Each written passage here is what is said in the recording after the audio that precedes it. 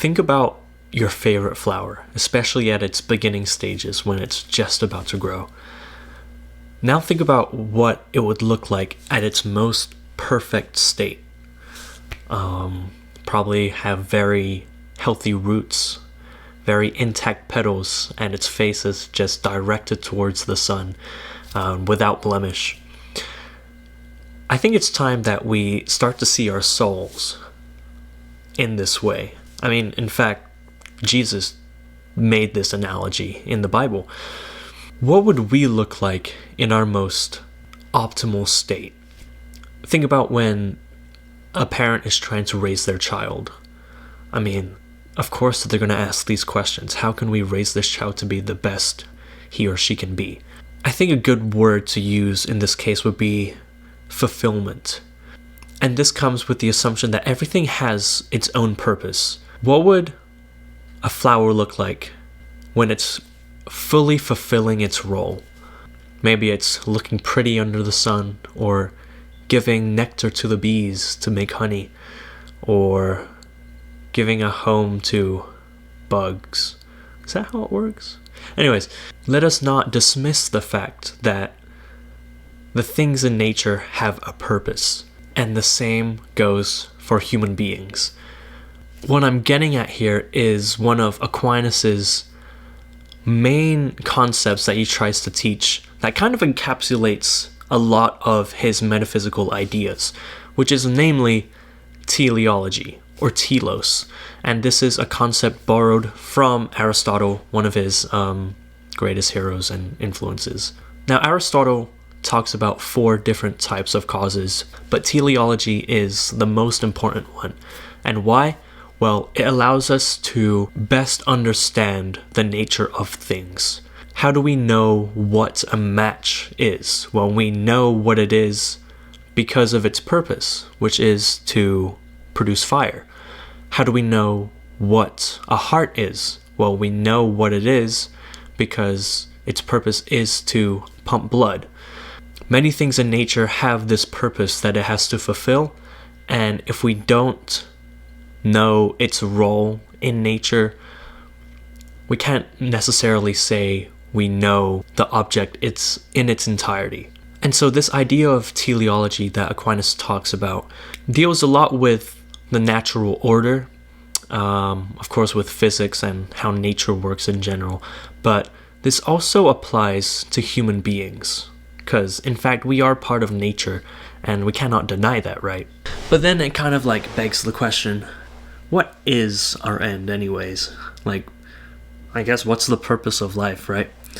Well, here's kind of like an intuition I've kind of built after studying Aquinas. He probably just flat out says this straight up, but everything acts towards an end because there is something called time.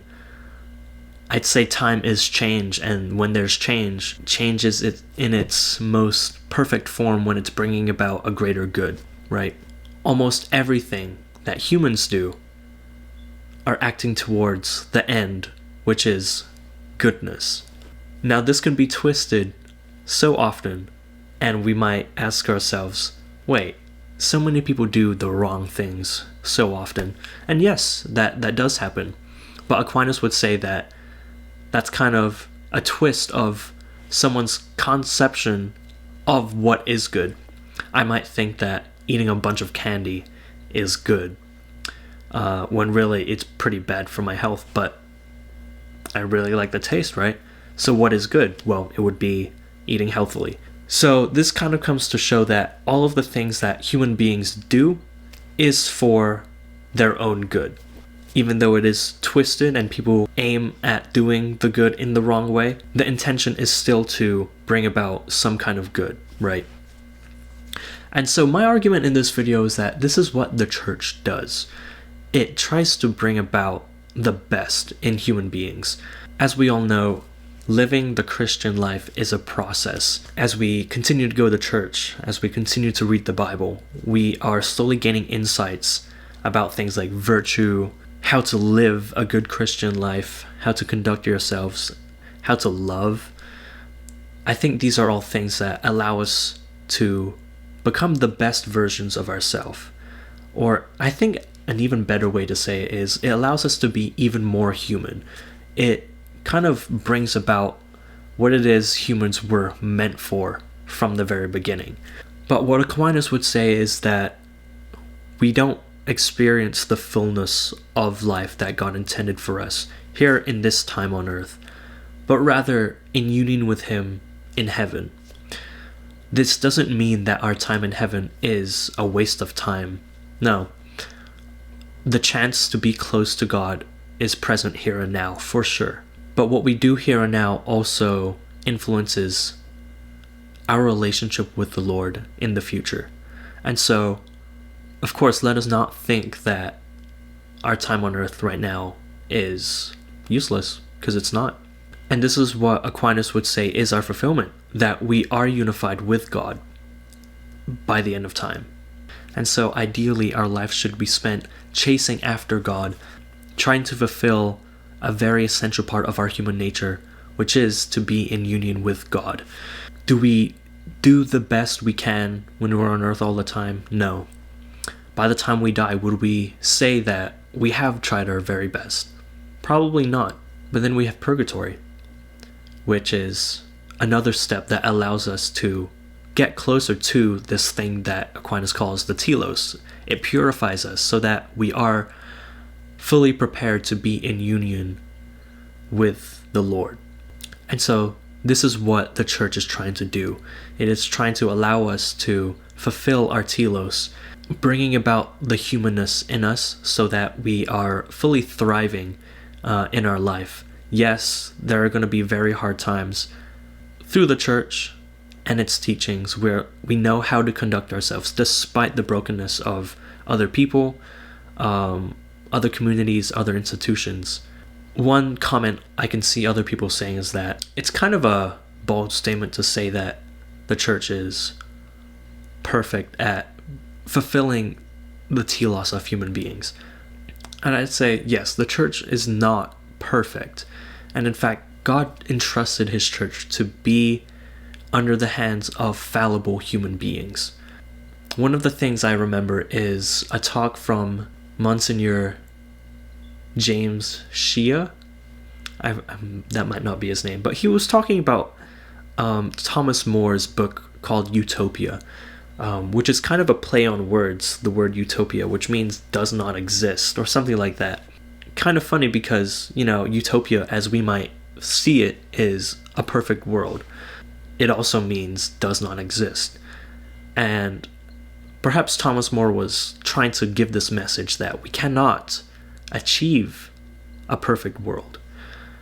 And in fact, if we make that our number one priority, it can sometimes go pretty bad. So yes, there are some people throughout history in the Catholic Church who have made wrong decisions. Maybe there have been some bad popes that made some questionable decisions. Yet, this does not take away the church's main goal, which is to bring its people to heaven, which is essentially fulfilling their telos. And I think on a closing note, I'd say this. I remember when I was having some doubts about my faith, I went to a priest, and he kind of gave me some explanations of why the Catholic Church is a good church to believe in. We could look at a religion that kind of has a bunch of rules that almost seem kind of arbitrary. Or we could look at a church like the Catholic Church, where it seeks to gradually bring the soul more towards God. It tells us, go to church every Sunday. Whenever you fall, go to confession, partake in the sacraments so that you will be in union with God. Partake in the Eucharist so that God will dwell within you and give you blessings. These are not just rules that God imposed on us to test us and to test our obedience. Rather, God knows who we are, how we are, and what we are meant for. And who better than the one who created us to bring about our finality, our fulfillment, our telos. And so that's what the Catholic Church does. And I think if we look at religion in that lens of what fulfills our telos, I think we can better look into the efforts of the church, its true fruits, and the beauty of the Catholic Church. And so, I don't know if this was a good video, but if you enjoyed, please feel free to like and subscribe. And if you have any other suggestions, please let me know. This is probably not a great video. We'll see though. Alright, see ya.